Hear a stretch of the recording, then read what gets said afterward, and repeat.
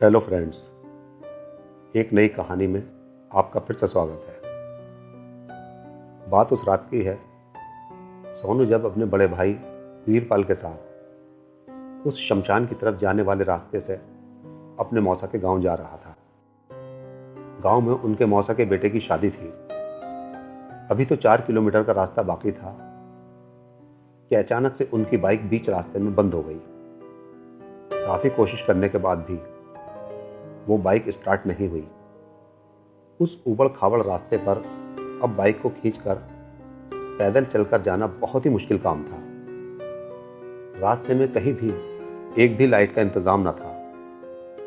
चारों तरफ खामोशी देखकर उन दोनों भाइयों को डर लगने लगा, लेकिन कोई भी किसी से अपने अपने डर के बारे में बात नहीं कर रहा था। बंद पड़ी बाइक को खींचते खींचते दोनों भाइयों को पसीना आ गया। सोनू का प्यास से गला सूख रहा था। उसने अपने बड़े भाई वीरपाल से कहा, भैया प्यास लगी है, गला बहुत सूख रहा है।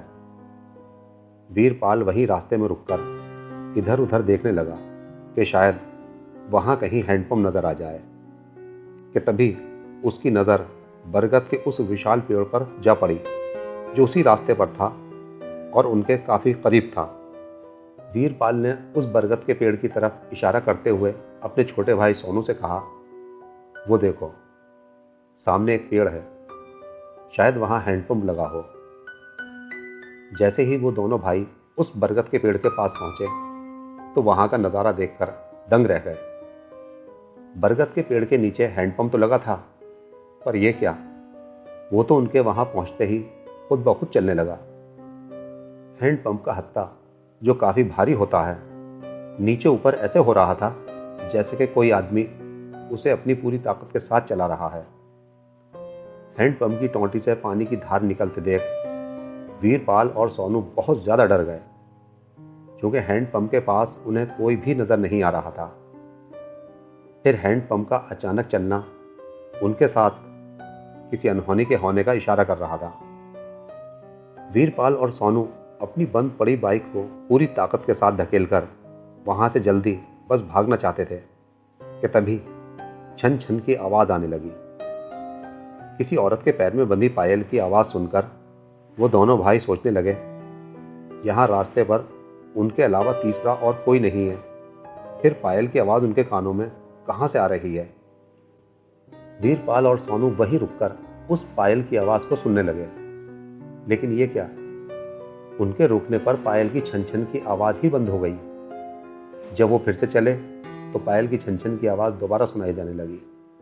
जब वो चलते तो आवाज़ सुनाई देती और रुक जाते तो आवाज़ बंद हो जाती। उन दोनों भाइयों ने एक बार फिर अपने चारों तरफ नज़रें घुमाकर देखा, लेकिन वहाँ तो दूर दूर तक कोई और था ही नहीं। वीरपाल ने आहिस्ता से अपने छोटे भाई सोनू से कहा, यहाँ रास्ते में कुछ तो गड़बड़ है। खामोशी के साथ यहाँ से निकलने में ही हमारी भलाई है। वो दोनों भाई समझ गए कि वहाँ ज़रूर किसी प्रेतात्मक आवास है। वो जितनी भी जल्दी हो बस वहाँ से भागना चाहते थे। बंद पड़ी बाइक को खींचते खींचते उन दोनों भाइयों की हिम्मत जवाब दे चुकी थी। अब और आगे जाना उनके लिए मुश्किल हो रहा था। वो पूरी तरह थक चुके थे। वीरपाल ने सोचा, क्यों ना बंद पड़ी बाइक को एक बार फिर से स्टार्ट करके देखा जाए। इस बार वीरपाल की कोशिश रंग लाई। उसकी बाइक स्टार्ट हो गई। दोनों भाई खुशी से झूम उठे और जल्दी बाइक पर सवार हो गए। वीरपाल ने उस उबड़ खाबड़ रास्ते पर बाइक को फिर से दौड़ाना शुरू कर दिया। वो दोनों भाई इतना ज़्यादा डरे हुए थे कि उस रास्ते से अपना पीछा कटाकर बस जल्दी अपने मौसा के यहाँ पहुँचना चाहते थे। लेकिन मुसीबत इतनी आसानी से उनका पीछा छोड़ने वाली कहाँ थी। वो थोड़ा आगे चले तो वीरपाल ने बीच रास्ते में घूंघट कर बैठी उस वधू को देखकर अपनी बाइक को ब्रेक लगा दिया। बाइक के अचानक से रुक जाने पर पीछे की सीट पर बैठा सोनू एकदम से घबरा गया। वो सोचने लगा, कहीं बाइक फिर से खराब तो नहीं हो गई। उसने घबराहट के साथ वीरपाल से कहा, क्या बात है भैया, आगे क्यों नहीं चलते। वीरपाल ने सामने की तरफ इशारा करते हुए सोनू से कहा, वो देखो बीच रास्ते में लगता है कोई वधू बैठी है। पहले से डरे हुए वो दोनों भाई बीच रास्ते में बैठी उस वधू को देखकर और ज्यादा डर गए। शादी का जोड़ा पहने बीच रास्ते में बैठी वो वधू रो रही थी और रोने के साथ वो कह रही थी, सब चले गए, मुझे अकेला छोड़ गए। सोनू ने जब ये सब सुना तो अपने बड़े भाई से कहा, भैया कहीं ऐसा तो नहीं है कि इस औरत के घर वाले इसे यहाँ छोड़कर चले गए हैं? चलो इससे पूछते हैं कि इसे कहाँ जाना है। वीरपाल तो काफी डर गया था उस औरत को रास्ते में रोता देख, लेकिन अपने भाई के कहने पर वो उस वधू की पीड़ा जानने के लिए बाइक से उतरकर उसके पास जा पहुंचा। वीरपाल ने डरते हुए रो रही उस वधू से उसके बारे में पूछा, तुम कौन हो और इतनी रात में यहां रास्ते में बैठी क्या कर रही हो? वीरपाल के पूछे जाने पर जब उसे उस वधू की तरफ से कोई जवाब नहीं मिला तो उसने दोबारा से फिर पूछा, क्या हम तुम्हारी कोई मदद कर सकते हैं? हमें उस पास वाले गांव में जाना है। अगर तुम्हारा घर भी उधर ही है तो हमारे साथ चलो, हम वहां छोड़ देंगे। अब वो वधू और ज्यादा जोर जोर से रोने लगी। रोने के साथ साथ वो वही शब्द दोहराती जा रही थी, सब चले गए, मुझे अकेला छोड़ गए। वीरपाल को उस वधू के पास खड़े अब काफी देर हो चुकी थी। उधर उसके रोने की आवाज सुनकर सोनू भी घबरा रहा था। सोनू बाइक से उतरकर जैसे ही उस वधू के सामने पहुंचा तो अपने सामने दोनों भाइयों को एक साथ देखकर उस वधू ने जैसे ही अपने चेहरे पर पड़ा घूंघट उठाया तो उसके चेहरे को देखकर उन दोनों भाइयों की चीख निकल गई, क्योंकि उस वधू का चेहरा पूरी तरह जला हुआ था। उसकी आंख नाक कुछ भी नहीं था, सब जलकर शायद गायब हो चुका था।